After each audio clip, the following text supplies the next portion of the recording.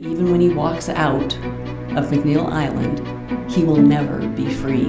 And walk out Kevin Coe did just hours ago. The infamous South Hill rapist now free after decades behind bars. They're frustrated, and rightfully so.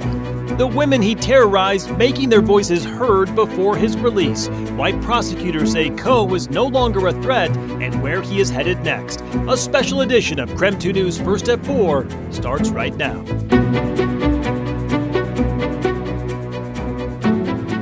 He will never be free.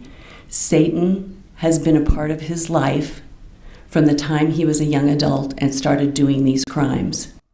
One of Washington State's most notorious criminals walking free. Kevin Coe, the South Hill rapist, believed to have carried out dozens of sexual assaults on Spokane South Hill back in the 70s and 80s. Coe was eventually sentenced for one rape conviction and spent nearly 2 decades in civil commitment as a sexually violent predator in Pierce County. Thank you for joining us for this special edition of KREM 2 News First at 4.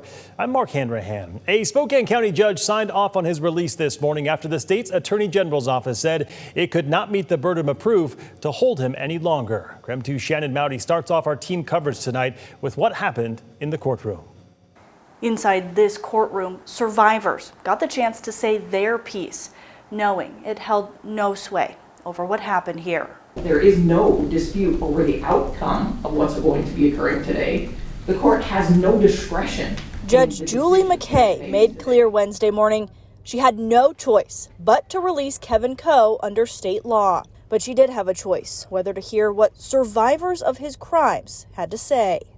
And he had told me during that night that he was going to kill me before he let me go. I had a tendency to believe him based on how badly he beat me. Shelley Monahan Kane was the only one who let her statement be recorded. She says Coe raped her in September 1979, and she hasn't been silent since. If we were able to talk to Fred Coe in person, I would beg him to get help. I would beg for him to admit what he did, to ask forgiveness. Coe waived his right to be present for the hearing and did not hear their words. But some survivors still addressed him directly, calling him the worst of the worst. While some forgave him, one woman said he's a psychopath, something that won't go away with age. Is Mr. Coe mentally ill, and is he dangerous? Coe's release after 4 decades is based on a 2024 psychological evaluation that found the 78-year-old no longer meets the criteria to hold him as a sexually violent predator due to failing health. And we all know that even when he walks out of McNeil Island, he will never be free unless his last breath is what he does by asking God forgiveness. With a signature from the judge, Frederick Kevin Coe walks free. While your statements may not have an impact on the proceeding, I can guarantee you personally, I will leave here with a hole in my stomach and a hurt heart, because the words do mean, and they do have impact, at least on me personally. We've learned Coe will be taken to an adult group home on the west side of the state, but he can walk out whenever he chooses to. Shannon Mowdy, KREM 2 News. And reaction is pouring in after the judge's ruling this morning. KREM 2's chief journalist Amanda Rowley shares what Spokane County's prosecutor said after the hearing. Right after the hearing ended, Spokane County Prosecutor Preston McCollum spoke privately with the survivors. He told me right now he's feeling frustrated and disappointed that the current law is allowing for Kevin Coe's release. The legacy that Coe has left on this community is a dark one. The frustration that I have when somebody who's such a prolific offender is released is that it leaves everybody wondering why. It leaves them wondering, why do we go through this process? Why do we spend hundreds of thousands and tens of millions of dollars prosecuting somebody, incarcerating them, and then only to have them released at the end? Now, to be clear, the Spokane County Prosecutor's Office does not have jurisdiction over sexually violent predator cases like this one. The state handles those.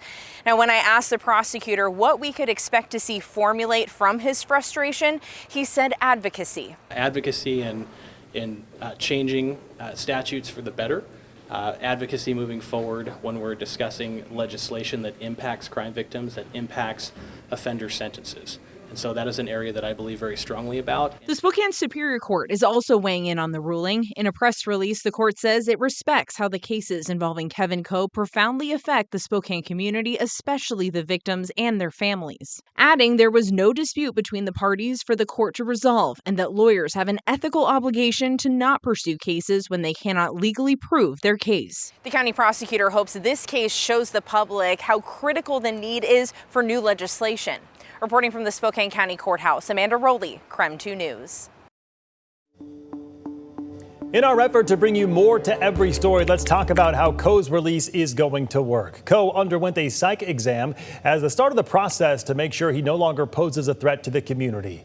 A judge then reviewed that exam and ordered his release today. Prosecutors then handed over documents to the Special Commitment Center, which has treated Coe for the last 2 decades. We learned just hours ago Coe will be moved to an adult group home in Federal Way over on the west side. He must still register as a sex offender. Today, Eastern Washington Congressman Michael Baumgartner released a statement following today's decision. He said, quote, Kevin Coe should have been given life in prison or the death penalty for his heinous crimes on Spokane South Hill. It is deeply disturbing for everyone in Spokane that he will be out on the street, unquote. Kevin Coe's trial gripped the nation back in the 80s and left a lasting mark on Spokane. At 4:15 tonight, we speak with a local attorney who was practicing at the time about the impact the case had on the community. All right, let's take a break from that and talk weather on this Thursday. We're going to talk why in the full forecast. It really says something that we're into October and still have major fires raging here in Eastern Washington. The fire danger across Washington has soared in recent years. Coming up in 3 minutes, what Washington's Public Lands Commissioner says needs to happen to make sure the Evergreen State is ready.